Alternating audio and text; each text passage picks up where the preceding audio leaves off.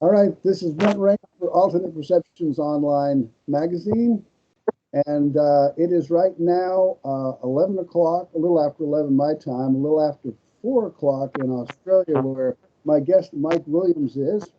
Let's see, it's December 9th here and December 10th, a Sunday, where he is. So I got my dates mixed up, but anyway, um, we last spoke, did an interview with you that's in the November 2017 issue of Alternate Perceptions, audio interview, this time video. That was, a good 6 years ago. So anyway, good to talk with you again, Mike. And I think we have some updates. I know you're still chasing strange 14 events, anomalous light phenomena down there in Australia, Tasmania too, perhaps. I know you've recently been over there. So anyway, um, good to see you. Thanks, Brad. Okay, you're the second time someone's tried to interview me. Is it only one other person has tried to interview me since that last interview I did? Oh, Yeah. I was asked to talk about the alien threats of UFOs to the Earth. And I didn't quite and I was going to go on a psychosocial rant, not knowing what the person was asking me about. And then I realized what he was asking me about. And he said, well, no, since you don't know anything about the threat, so you obviously don't know how to use the Google. He canned me because I couldn't talk about the aliens are about to land and the world is going to be taken over. But if I'd said that, I would have had a spot on his little chat show. oh, well, I hope you're not disappointed. I was shattered. I was, I would have found it quite enjoyable to do a psychosocial rant, saying there's more important things to life than being obsessed about UFOs. I mean, I know of people that have given up large segments of their lives and for all sorts of mystical adventures, as you'd have the same too. But instead of just doing stuff like you and me do and just go down the rabbit hole and sort of have a cynical take on a lot of the things. They go down this crazy thing where they spend so much money and they're chasing hobgoblins and they destroy their own social life it's a nihilistic road to nowhere basically a lot of the time. So I got canned off that. Okay, so what I've been doing is I managed to return back to a farm where I've had some weird phenomena over the years. Do you want me to remind you some of the stuff how that farm started with me? Sure. Okay. Basically, I was chasing up some unusual animal reports and it got quiet for a while. And so I contacted a friend of mine called Bill Chalker and said, do you remember a particular farm that had an unusual light phenomena? He lined me up with some other person. And then I spoke to the farmers. They were really interesting people on a remote property. I went up and visited them and they hadn't spoken to anyone for a while about what they've been experiencing. So they were sitting on either side of me on this lounge, but they're both looking at me really fast on either side of me. So I'm trying to concentrate on which one. And so they're talking to. So okay, let's go outside. So we go outside, and they were looking into the back of their property. It's a bit of a swamp, and they're saying, oh, look at that. Isn't that amazing? And I'm trying to see what they're seeing. And at one stage, they're looking at a beehive with a bit of strong reflection from the moon. And I'm like, oh, yeah, a beehive. I didn't care. And I go, oh, this is great. And at that stage, I'm thinking, I think they could be nuts, right? I know it's crazy to think that people who see crazy things can be nuts, but sometimes they are. And then they're saying, oh, look at the light. That's really there's the normal light. And I'm looking, I can't see anything. And then I step to my right and I'm looking at what looks like a artificially powered ping pong ball about 40 or 50 meters away at the base of a tree glowing in this swamp. It was an artificial glow. And I said to them, oh, is that the light? And they're looking at me like, now I'm insane going, that's the light we're talking about. So I was the idiot. So I started to walk towards it and I had a head torch. And as I walked towards it, the light became dimmer and dimmer and then turned into a pin and then turned off. So I've walked back out and I asked them, is that what happened? They said, as you approached it. And on that same evening, I managed to I come back with a torch and I tried walking towards it again. And then what happened next is quite odd, because as I walked towards the light, my torch, which was new, I'd had it for a week with new batteries. As I'm walking towards it, the torch started to go off and it periodically turning on and off until it went out.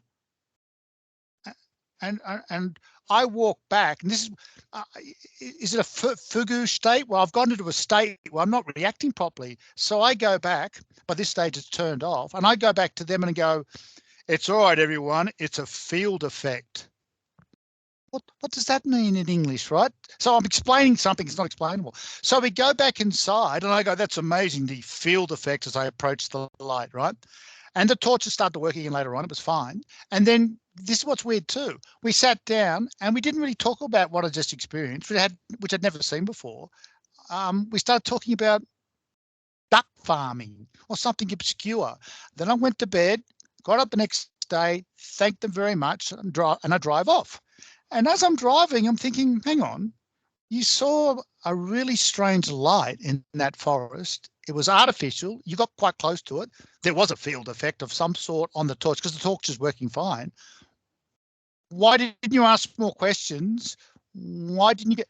And it was really strange. I had a sort of weird consciousness change at the time. At the time, I sort of was trying to brush it away. So I've rung them up and said, "Can I go back?" And they go, "Yeah, sure, no problems." So about 4 days later, I've gone back. And during daylight, it's near a canal with some water. So during daylight, on top of these mounds, I would stand on the mound and I'd talk on the walkie-talkie back to their house. They had walkie-talkies. They're only 2-watt walkie-talkies. I'd go behind these soil mounds, which are about 6 or 8 feet tall, and behind the mounds themselves, perfect reception during the day. But that night, when I've gone out with a walkie-talkie, standing on top of the mound, not behind the mound itself, the walkie-talkie would start to scream. It would making all these screeching sounds like they use in B-grade horror films. It was really odd. So there appeared to be some sort of RF interference on the walkie-talkies. It was so bad that I would take this happened on 2 different nights. I would take the walkie-talkie back. It wouldn't work. It would work the next day. Now that happened 2 nights. So I saw a few lights, just small lights flickering. And then one time, one of the nights at about midnight, 1 o'clock in the morning, I've gone out without my Sony A7S, which is relatively new at the time, because I was scared that if there was an EMF problems out there, I didn't want them to stuff my camera. And if I'd managed to film the light popping up, it would be me hand holding it. There'd be no point of reference. So if I said, "Brent, look at this footage," you'd go, "Mike, you're not on a tripod. There's no reference point." So I've gone into the forest and I'm standing there, and maybe 20 meters away, a basketball-sized, perfect pure light just turns on. So it's clear line of sight. It'll stay on for 2 seconds, then it'll turn off for 2 seconds.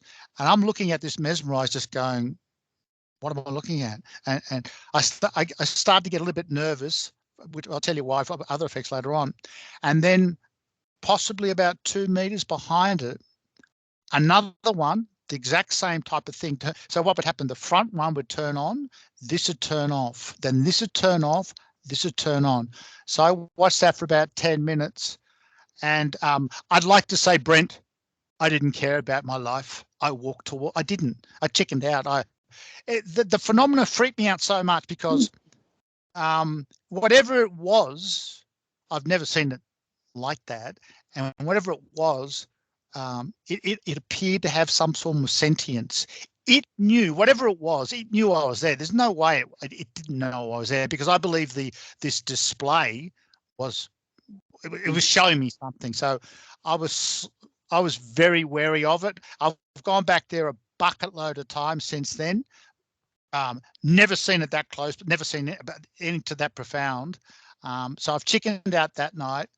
I decided, okay, so I've told a few friends and I said, this place might be, you know, the Holy Grail. If you can find a place that turns on the phenomena, you know, semi-periodically.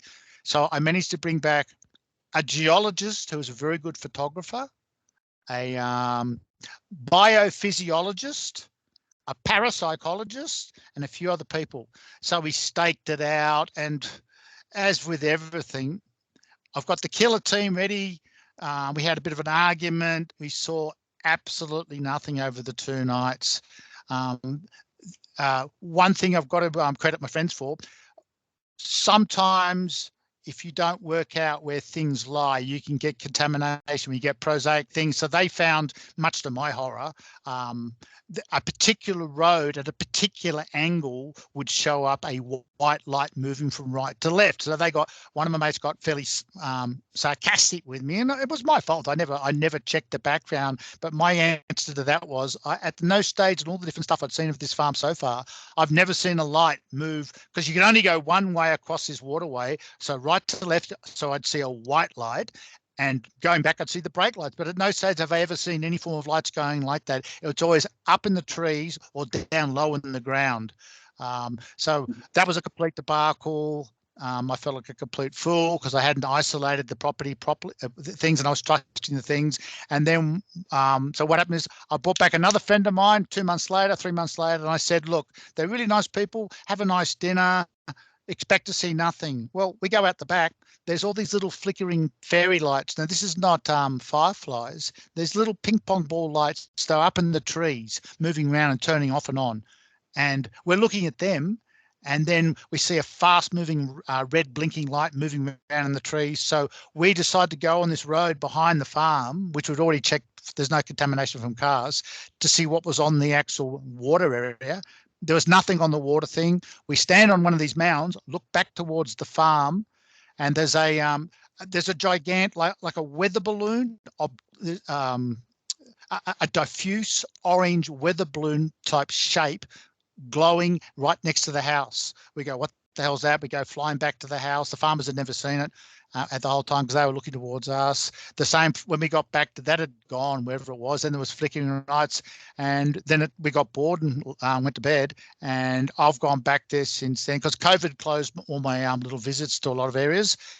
And then every time I've gone back there since, I've never seen anything. They've told me of certain things they've seen, but unless you could stay out there every night, say for 70 hours a week, and you might see, I saw 2 flashes, that's right. You might see 5 seconds worth of phenomena over 70 hours. And unless you're facing that way with a tripod set up with a decent low light camera, you're never going to get any footage. And if you do happen to have the camera rolling, if I tried to show you, you'd see pitch black and a light would move across and then disappear, or pitch black and a light would start flash 2 or 3 times and disappear.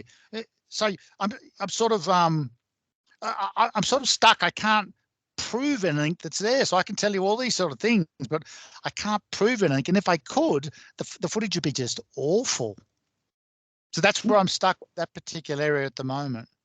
Yeah, that sounds like they have some interesting phenomena. How long have they been experiencing this before you got 12 years. About 12 years. Yeah, and what's really true, the local UFO group, how's this for crazy? They should be interested in the phenomena. I know this is out on a limb because they're a UFO group, because the phenomena is not just low, it's up high. They sent one of their members around. The member, now it never happens during daylight, it's always at night. The member turned up at daylight, talked to them for an hour, never waited for dark, and that was it. That was their investigation. Wow. Because I don't know what this is where there's a danger. I'll go off onto a rant. A lot of ufologists in Australia, I don't know what it's like in the States, they're not actually interested in the non-prosaic lights. They're not interested in UFOs at all, looking for them, filming them, whatever. They have no interest at all. They're interested in your US congressional testimony. They're interested in every man and his dog who knows secret squirrel stuff. They're interested in crash sources. They're interested in contactees. They're interested in what I call the circus. So here's the phenomena over here, but 99% of ufologists are not interested in that. They're interested in this stuff over here. You know, the government knows and the conspiracies and all that. They have no interest in the subject matter themselves. So when I'm trying to talk to them about it, they don't care. They couldn't care less, because they're talking grand scale crash sources, government cover-ups, and I'm like, there's lights over here that I know places up in northern New South Wales where if you spend a bit of time you can see and film, and which I have with my mate Damien. But I was worried initially of giving out the location, because we stupidly thought that ufologists would actually turn up and try and replicate what we're doing. And then after a while we realized no, they couldn't care less. We should have said there was crash sources and bits of, anomalous metal. I'm like, if I hear one more story about unusual isotopic ratio, I'm going to stab someone. Okay, calm down. Damon John Knott. You introduced me to him, and I interviewed him December 2017 after your interview was on, and then also January 2018, someone else you introduced me to, Tommy Healy, who's like a parapsychologist and a cryptid researcher, and both quite pioneering in research and doing, sounds like, really interesting work in the field. Yeah, we've got a lot of information over here coming out about the congressional hearings, UFOs, trying to get the information from the government of crash sources and stuff. There's all this other work that needs to be done. Trying to actually, we have people here that are experiencing things at certain sites and doing investigations. And actually, Chris O'Brien, a well-known researcher here in the States, is actually promoting a kind of video audio equipment, to try to set up at locations where there's activity to record things on film. So he's one of my favorite writers, as well as David Perkins. Yeah, David Perkins, sadly, he's passed away. I don't know if but anyway, now I know you were in the field with Damien there when you saw things with him. You described it as kind of like a magnet almost for these things. And I remember you telling me that, and I confirmed this with him too, that some sort of a light came down into the ground, and it was very close to where he was standing. Yeah. That was when. See, I'd met him, and I was told a lot of stuff happens around him, and I'd gone out once or twice around his house, and there were people trying to point out stuff, and I never saw anything. And then I'd gone away with him up to the north coast of New South Wales. I didn't really know him that well. We're talking 9-10 years ago. And at one stage we stopped, and we knew the location was quite a red hot location, because I'd spoken to a person who lived down the bottom who went a little bit nutty after some experiences. And at one stage, Dammy goes, "Oh my God." I go, "What?" He goes, "I just saw a disc fly over your head." And I remember thinking, oh my God. Yeah, sure you did, right? Sure you did. And then we're talking, and because I still don't know him very well, right? So I'm standing on his right. He's crouched down, fiddling with his something, and he's pulling at something in his bag. I saw a light, a piece of light, the size of a fluorescent tube, like a fluorescent tube, appear over his left shoulder, probably that close. So it's gone in less than 2 feet away from me. It's gone straight down.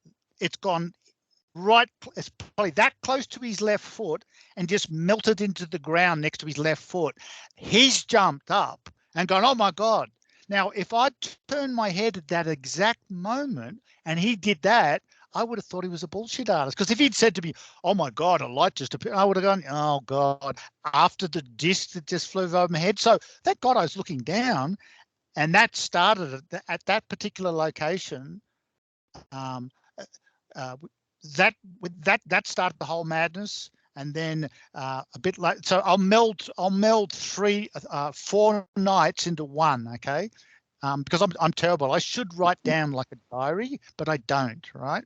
So on that night, a red beachful type ball across the other side of the valley just switched on top of the trees, just on dusk.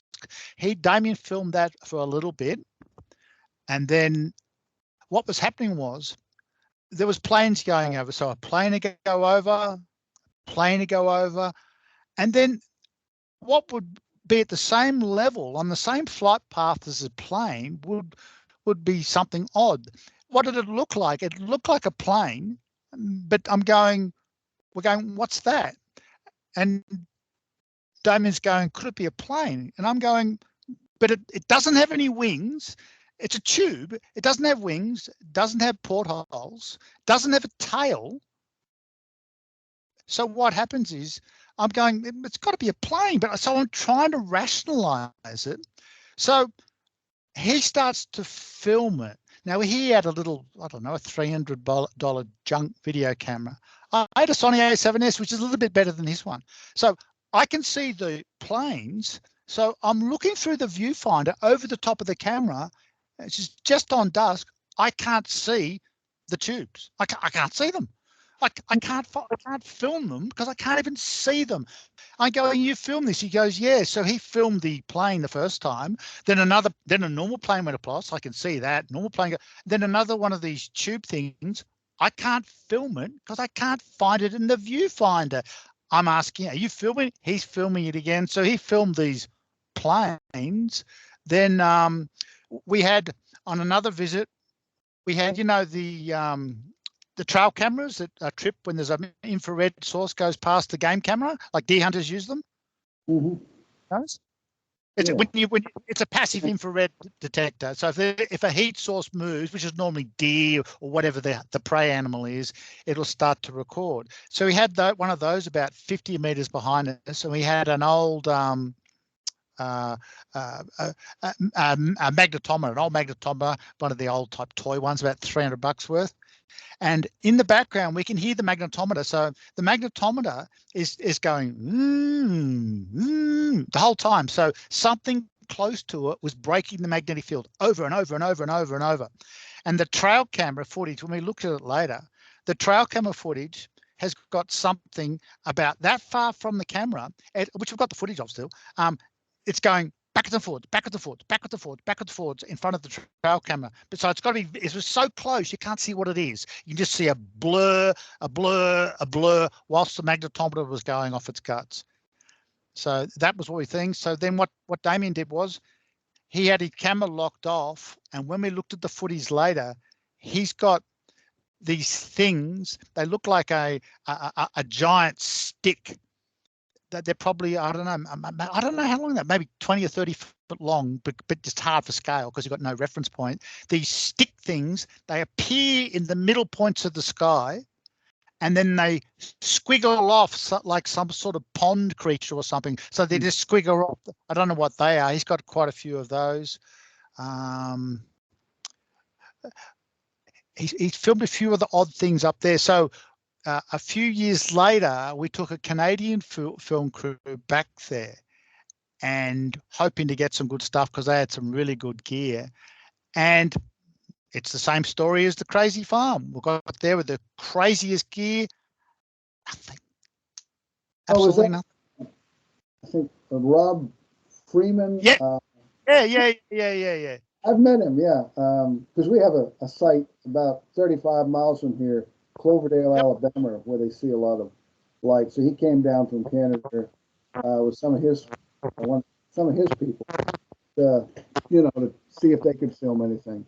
Yeah, he told me that one time there was a camera set up, I think, in some building out a window, and Damien was there, and he looked through the lens. Rob did, I think, as I remember, and it said there was this perfect, like, disc-shaped object in. No, we've got the footage. Yeah, and he said, but it wasn't, I don't think it was as clear as they actually saw it visually as it did, when it turned out on the film. But No, what happened was they had a thermal camera set up in Brisbane because there was a conference on, and it's filming the city on a really nice thermal. So they're looking at it, and then Damien goes, "Can I have a look through it?" And they go, "Yeah, have a look through the eyepiece." So Damien looks through and sees what looks like a 1950s science fiction UFO, half a mile away, just spinning in front of the building. So Damien thinks it's a practical joke that they're doing on him. He says to them words to the effect of, "Yeah, nice trick. How did you do that?" And they're going, "What are you talking about?" And he goes, "How did you set up the what looks like the disc in the footage?" And they go, "What are you talking about?" So they look through the viewfinder. There's a disc there spinning like something out of a horrible science fiction film. Now, the record button's going. Okay, it's recorded. They've got it. They've killed it. No.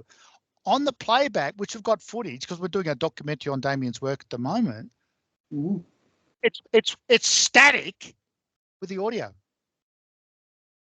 So they had mental footage. Now they've just got an audio track with static. Something affected. Well, it's got the record buttons flashing, just never recorded. And it recorded, but it said, "No, you know what? We're not going to record the video. We're just going to record the audio." So how you do that on the thermals? I've got a thermal. I don't know how you do that. So there was no image, just no image at all. Just interference but perfect audio. Huh.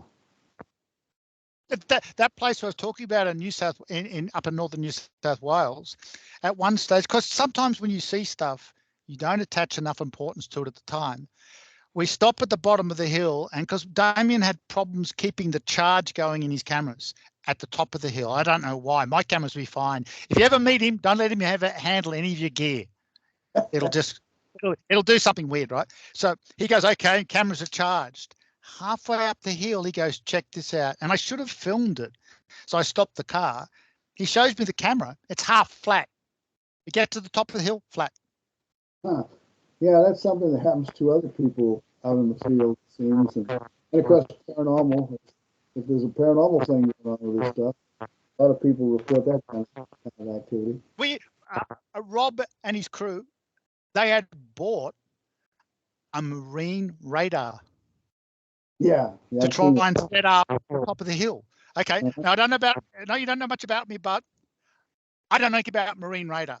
Right? I know it's crazy. I don't know about radar, right? Or marine radar especially. I was helping them set it up, trying to tie it off to a tree, using the instructions, right? So that we were now had this radar going somehow over the valley. So there was, we worked out supposedly that the safest place without getting your head fried was right underneath the unit. But there was people walking in and out, and there was a domestic going on at one stage, arguing, and they were going in and out, getting fried, and there was people sitting in a car doing another domestic going. It was just a horror, and it was like, so I don't know whether we've all been sterilised from playing around near the radar. Well, I hope not. Yeah, he's because you saw his camera tripod with about 10 different cameras, thermal and regular and so on. He had that tripod going. He had everything. Sometimes if you overthink this stuff and you've got all the gear in the world, you get nothing. That segues into my little gag about Robert Bigelow. Now he has all the millions, all the scientists, all the access to the stuff now. I'm just talking about stuff he can show you, right? At the moment, there's a guy out west, Damien, with a budget of $50 and a can of Coke, who can get more odd video and photos and weird effects with electronics with witnesses, including journalists, and show you hours and hours of stuff than Bigelow can. And then people go back to me, "Oh, he's got a lot of secret stuff." I go, "No, he doesn't. Unless you can show stuff, you haven't got Jack." And he might have stuff, but it's probably just a little blob in the distance, or, he might have a report from one of his staff, "I saw this," or weird. He might have stuff stuff, but unless you can show it, there's no good. You can't, from my perspective, hide away and going, you know what, Brent, we've got amazing footage. We don't have to show you. We've got hundreds of hours of aliens landing. Unless you can show what you got, you haven't got anything, because it just turned to a bullshit game of, we've got this, and Brent's going, oh, Mike, we've got footage of aliens landing. I'm not going to, it leads nowhere. So from my perspective, just in my words, Damien's got more evidence to prove there's weird stuff here on Earth than Bigelow with all his millions. Well, apparently he's got a lot more going You just on. played. Huh? You just played the guy. Most people, Yeah, but that's what everyone says. And I go, no, he hasn't. Unless you can show it, you haven't got anything. And Damien's been showing a lot of his stuff over the years and giving a lot of it away, but we're slowly compiling everything he's got that people haven't seen. And he's got this really perverse problem. If you or me film something amazing, we'd give it a file name. We'll know what it's called, right? Well, he can't, because he'll write down amazing light, amazing red blinking light, amazing red blinking light with triangle, amazing. After a while, he gets confused of which title. And then what he's done is, say if he's got 500 sequences of videos, he's copied them. So now you've got replicas, and then sometimes he changes the file names or changes the folders. So you're going through, it's a complete nightmare. He's got so much material, but the naming, fast blinking light, that might be 20 different fast blinking lights. But what's bizarre, when you actually show him clips, no matter how I don't know, how common they are, he'll actually tell you, oh yeah, that was done in January. There's a guy called Pip Thompson standing next to me. He knows straight away the clips. So he's trying to go through some of the files. I've got a mate of mine he's a pretty good videographer. He can see where we want to go with the documentary. So I'm hiring him to do it properly, because what's happened over the past years, I'm not a cinematographer. I couldn't do it. We tried to do it ourselves, but the interviews look so unprofessional. It's just awful. But when professional producers have turned up with Damien, they start off by bullshitting. They'll say, we're going to make a documentary about you. And he goes, oh, great, this is fantastic. And they sign all the documents and he gives them a lot of the material. Then what they do is they walk away and they change the whole narrative. As soon as they've got all his footage in the can, they go, you know what, we're going to stick Joe Thompson in. Now, Joe Thompson's been filming weird stuff. And then, you know what we're going to do? We're going to show some snakes in Australia. And you know what we're going to do? And they dilute it and turned it into a piece of garbage. And nearly every one of them's done it. I don't know why. Or they start going, see, they go down. A lot of people in Australia into ufology. They're basically they're new age hippie type people. So there is no critical faculties anymore. It's if someone sees something, they're telling the truth, and if they see something, it's always literal. And if you don't have they start talking about crystal power and humming and meditating, or they'll say, Mike, when we were doing this particular meditation technique. Andrew Collins does it in his book in UK. I really like him as a writer. He was saying, we meditated and infrared film showed these black blobs. And he was inferring very strongly that there was a causative relationship between the meditation and these infrared anomalies.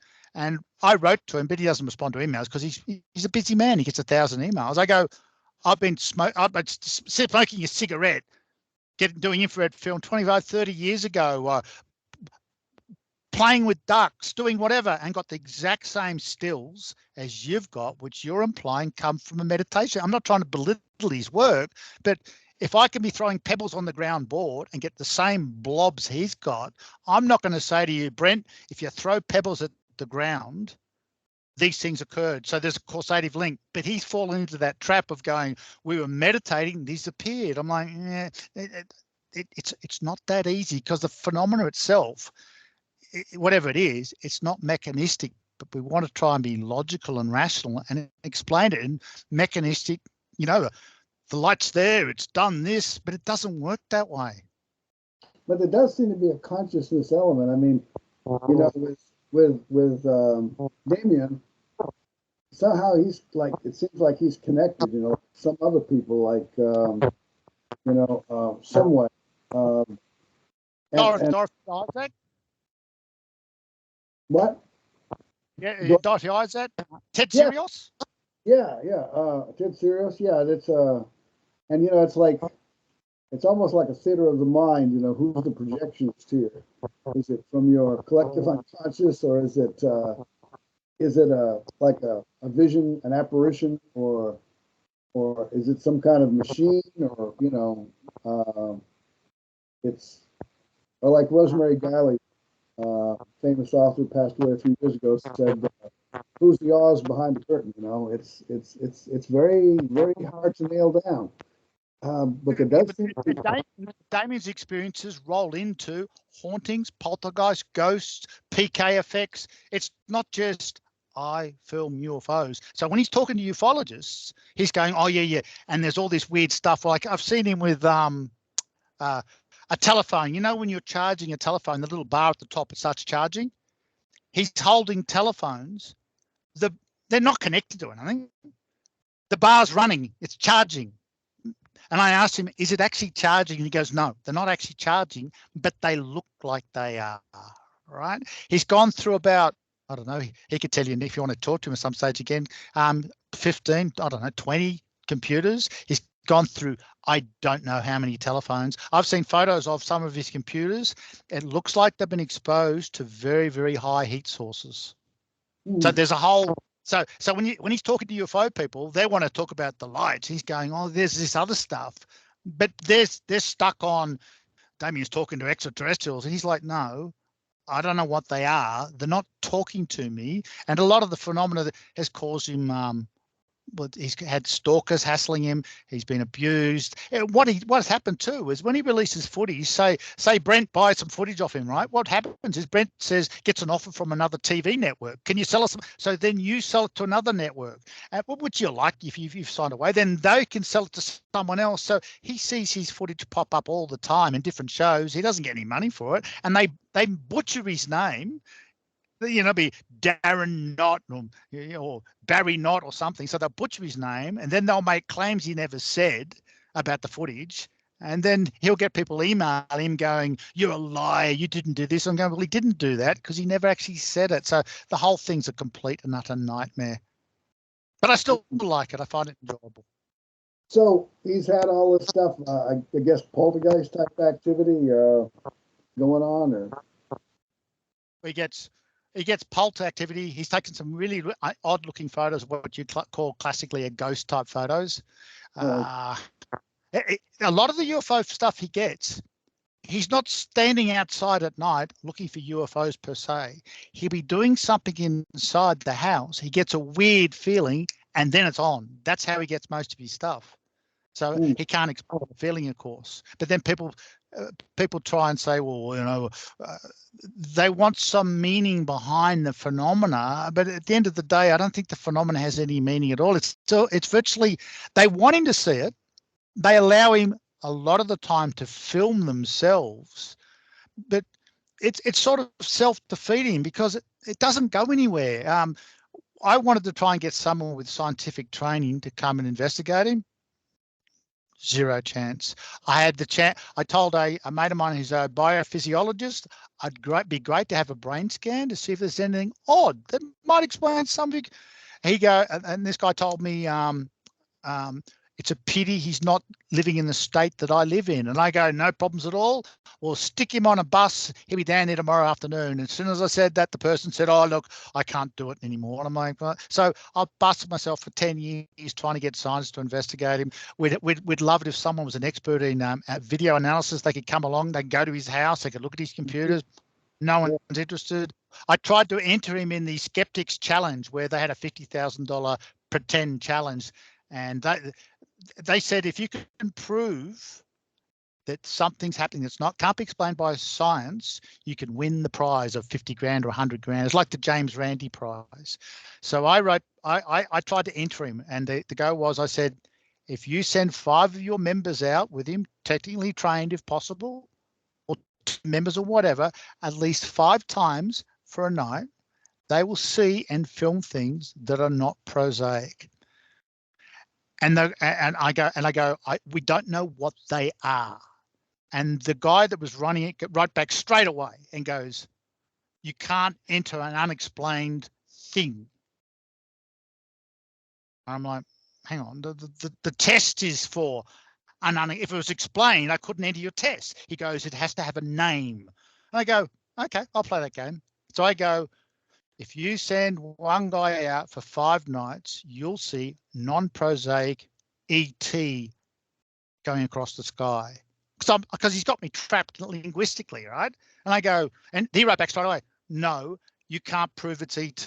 I'm like, so people will tell me the skeptics invest, they don't do anything, but then the UFO people don't do anything. So what I'm really sad about with Damien especially is when, for whatever reason, he stops seeing stuff, or, in a couple of years' time he moves or something, all these people in this subject matter that claim they're really interested, he's the golden goose, but no one's interested. Yeah, it's all right. Has he ever? I remember 6 years ago I interviewed him. He was dissatisfied with people trying to do documentaries with him back then. So I hope this will work out where you can actually get one that's, that he'll and you both will feel is really justified. Going to present a true presentation on the facts as they really are. Yeah, Dorothy Isaac. Yeah, she was. Yeah, she was just like an average housewife, and filming all these incredible things there up in British Columbia, Canada. And even Dr. Hynek, his photo expert, Fred Beckman, looked at the film and said, yeah, maybe if you were a professional Hollywood producer with special effects department, you might be able to produce something. But just for an average housewife to take her camera and film all the things that she was and be interactive. And I recently followed up on and connected with her daughter. The family has actually, different members of the family have actually created a website and showing pictures that she took. The daughter was telling a story about seeing one of the aliens near their property, and she was quite startled by the event. And I was watching a video where one guy came to visit her back when she was alive, and said he was looking out the window of her house, and all of a sudden, there's like a classic flying saucer, I think 2 antennas on the top, Yep. Just hovering there. And like the situation with Damien, you never know when and where something's going to happen. It just kind of happens unexpectedly. Exactly. You could stay with Damien 24/7 with cameras rolling everywhere, or just with, and there might be 10 seconds of something in a 2-week period. So who could afford to stay there? But he's had people from the Sydney Morning Herald come out. They were doing another story. They heard there was something happening near his house. They've turned up, and the reporter and the photographer both saw stuff in the sky they couldn't explain and actually had the integrity to talk about it in their actual article. Oh. Because quite often journalists won't do that. They'll rather mock a subject and to appear more rational. One of the filmmakers, one of the documentarians, using the word very loosely, who butchered one of Damien's documentaries, he said, I want to see the phenomenon. I want to see it up close. And Damien's going, okay, whatever. So at one stage, they're in a paddock, in a field somewhere out west. And in the dark, they saw a low UFO come across. Now, if the cameraman saw it, he would have filmed it. So Damien goes, there you go, film, scene. And the producer said to him, if it would have been daylight, I might have been able to identify it. I'm like, oh God. So basically people will do dishonest things to try and appear to be rational. So it's better that they lie or obfuscate because they want to appear. They're like everyone will sort of, unlike you and me, they need to appeal to the greater mass that I'm a rational person. So they'll do dishonest things, unfortunately, just to stay amongst the in crowd. There's a guy that did a documentary on Min lights a while ago up here, which is the Earth lights. He had some great witnesses, but at the end of the day, he basically threw them all under the bus and said, I'm a skeptic, I don't believe them, with a big wobbly head. The guy's as dumb as a box of rocks and basically had to lie to actually get his thing. Wow. Yeah, it's it's a very challenging field. I've talked with Peter Jordan of New Jersey. He was involved back in the 70s with a group called Vestigia and had Michael Persinger and a bunch of key people who were actually involved in studying a Earthlight that they had in the Long Valley of New Jersey. And they documented very well. Had about $30,000. They had some engineers involved, and they created stuff in their basement. Essentially, a lot of stuff. They had cameras, infrared, regular, and they had they could detect different radiation levels and electrical. So they had these things hooked up to the train tracks because it was along a train track, and what it amounted to was a lot of people were seeing it. It was well documented. And as later on, the city complained about all the people who were gathering to watch it. And the train track was no longer being used, so they tore it up. And when they tore it up, the light didn't appear anymore. and then they had IBM was interested. Some people with IBM were interested in their work on the light. But then they actually were investigating a poltergeist case. And there was a light that appeared over this house where they had planted some kind of tubes in the ground to try to activate subterranean quartz crystals and stuff in the ground there that they knew was there. And this great big aura appeared over the house, witnessed by Peter Jordan and some other people. And it got in the papers, and the IBM people didn't want to be associated with the paranormal, so they pulled the plug on their participation. And it's a sad thing, and the group, the lot of meetings started to deteriorate. People were arguing. They wanted to just deal with natural phenomena. Other people, we want to deal with the ghosts, spirits, and instead of just trying to objectively investigate phenomena. Can you hear me okay? Yeah. It vibrates really bad. Yeah, I've got the five. You can go, Mike. You've got a $5 headphone. What do you expect? yeah, there's some unusual squeaking, squawking sounds there, but anyway, well, I'll have to see if I can interview Damien again. It's been 6 years. Yeah. I'll pass on your email to him. All right. And how's Tony Heath doing now? Tony Healy. Tony. Wait. Let's see.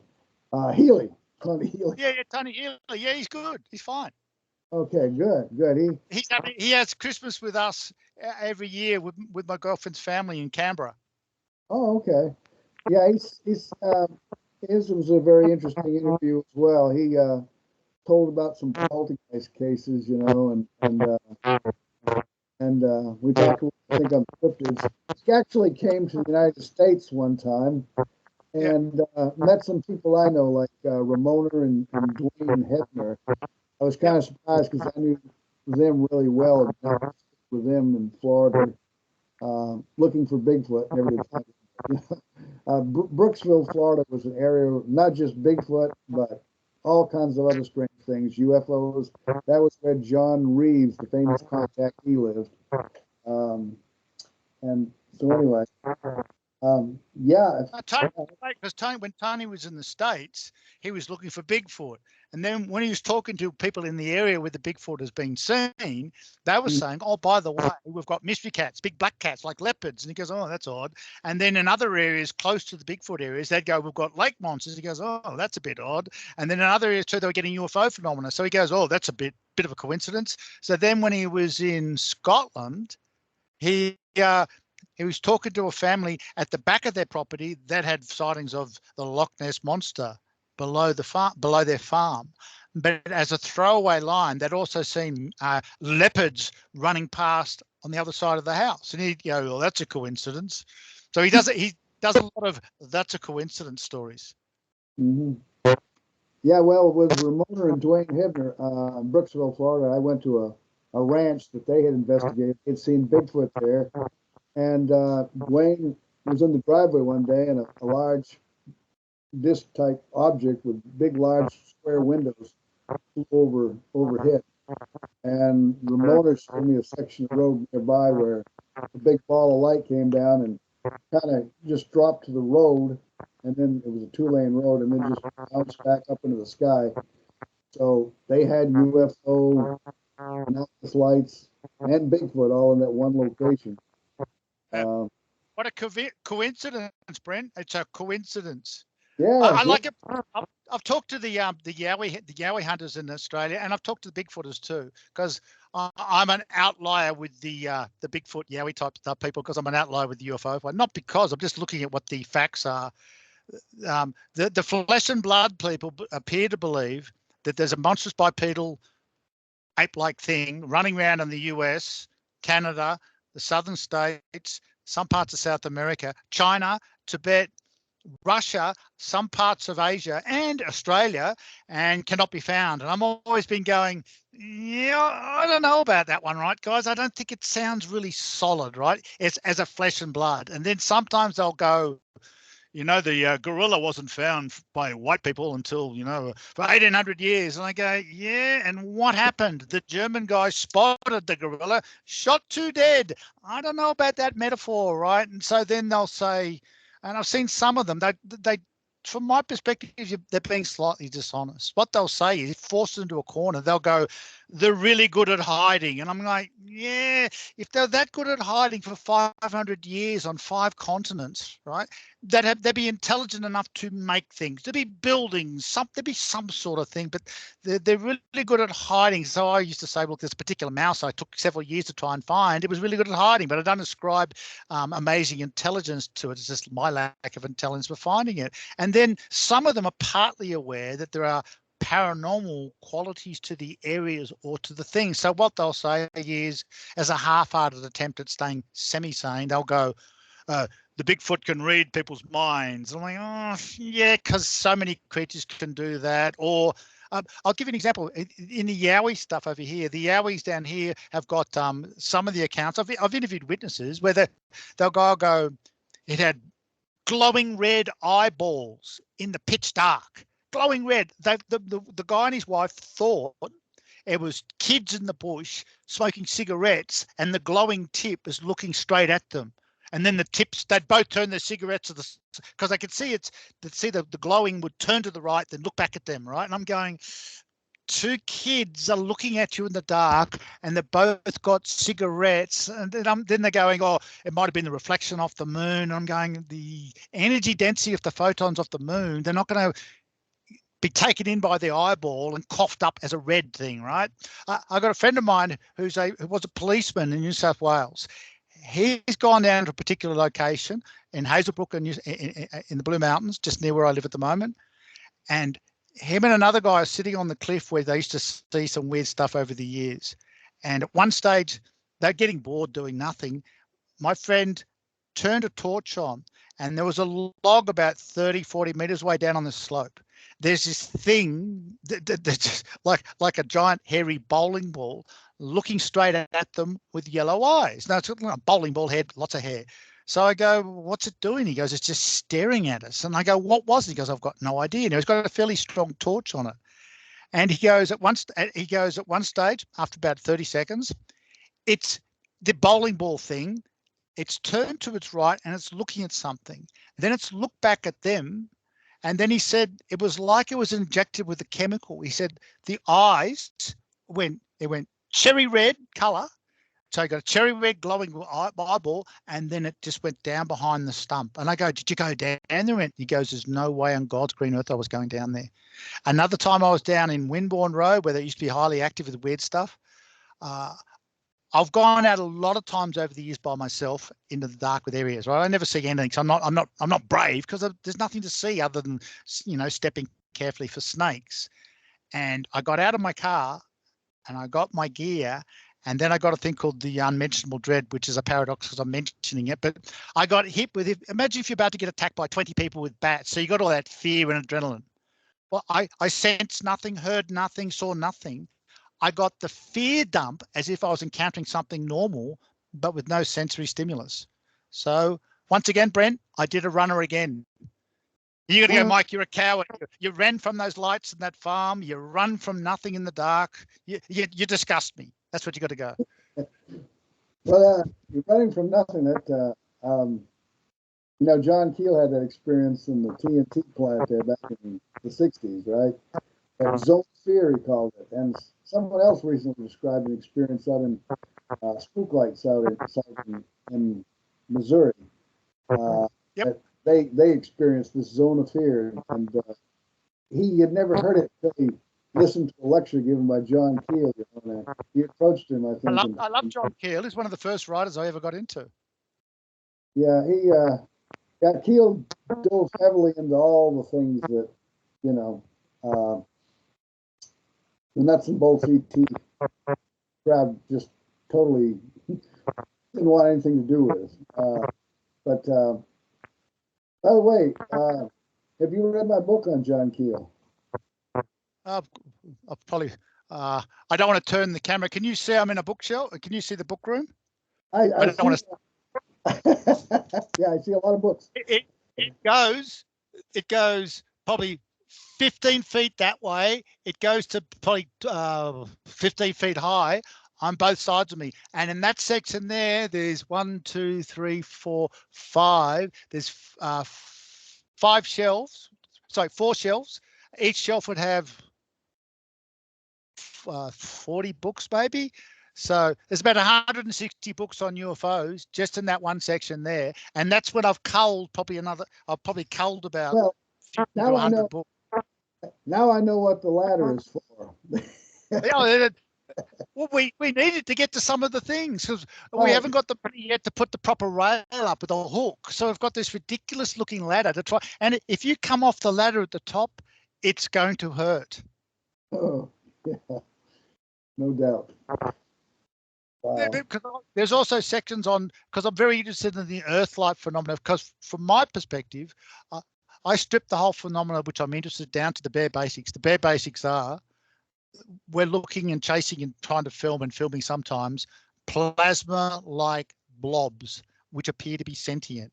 So people go, oh, you're just saying it's nothing. I go, no, because what we're seeing and what Damien's filming and what I've seen, they're not structured things. They're not objects with, a triangle or whatever. 99% of the time, they're just blobs. So he's banned. One of the UFO groups, which is still active in Sydney, will not get him back to do a lecture or show his videos because they say he doesn't film UFO craft. He can't film craft. And my answer to that is no one can. So they're waiting for someone that can film craft to do the show. So they would have no show. Each week will be going, are we going to have a movie night today? And going, oh, has anyone filmed some UFO craft? They'd go, not this week. So for the next 30 years until it dismantles, they'll be waiting for someone to film some craft. So ufologists don't get that. They always want, the problem too is for people criticize him, they'll go, they're just blobs. Why don't you shoot with a decent lens? And my answer to that is, if you give him a 5,000mm lens on a tripod with a really good camera, he'll have a zoomed in plasma-like blurry blob. That's all he'll have. It won't show what they think it will, because they've got like a science fiction view of the UFO phenomenon. They think it's ET that's coming here and chasing stupid farmers down the road in a UFO. It's not like that at all. It's more profound than that. And it's blurry. The aliens are blurry. There's my takeaway. Yeah, it's all part of the Keelian road less traveled, right? Really. But anyway, well, Mike, I guess I'm gonna. It's been about an hour. I've kept you here, and I appreciate you. Sharing your perspective and these stories. They're very fascinating. And I definitely got to follow up too with your friends there, Tony and Damian, and find out what's the latest that they have to say. Is there anything that do you want to speak to Tony? I can put him on an email if you like to you. Okay, sure, yeah. I'd like to follow up with him too. It's a while. And anyway, anyone else down there in Australia that you might think? Yeah, Bill Chalker would be really a good one for you too. Yeah, I've heard that name for years. I know he's written a lot of reports. I always associated with mainly UFO into all of it, right? Or Well, he's been around he's got probably 4 times the amount of books I have in his cottage. That if I ever want to do a break-in, I'd break into Bill's place. I just take all his books, right? But don't tell anyone. But he's got 4 just on the UFO subject matter. He did that book, Hair of the Alien, where they had the Peter Curie case, where they managed to get some hair sample that came back yeah. quite an obscure thing. He'd be great for you. Okay. All righty. All right. I appreciate it. Well, all right. Well. No worries, friend. I shall speak to you soon. All right. We need to stay in touch. Thanks, Mike, you take care. Thanks a lot, buddy. you. Appreciate it.